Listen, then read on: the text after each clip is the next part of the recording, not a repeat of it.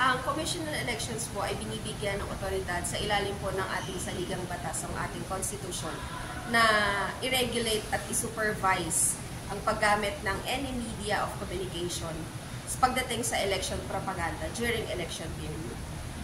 Kaagapay po ng obligasyon ng komisyon ay naglalabas tayo ng tinatawag natin na rules and regulations on the use of this election propaganda materials, whether it could be in the traditional media or ito pong bago natin yung ating digital election campaign materials. So, base po sa ating bagong resolusyon, ng ating digital election campaign materials po ay nasasaklaw. Kaya, ang mga gumagamit ng digital election campaign materials ay tinatawagan na irehistro ang kanilang mga platforms at websites. At kung tatanungin nyo po, ano naman ang magiging parusa kung hindi susunod ang isang mamamayan o ang isang kandidato or partido politikal?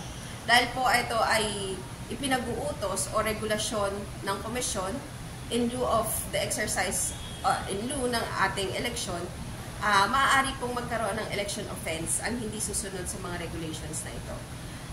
Karagdagan po, nasa ilalim ng ating pong Omnibus Election Code, under Article 261, Z11, ang pagkakalat ng disinformation o maling information na tukoy sa general conduct of elections ay isa pong election offense.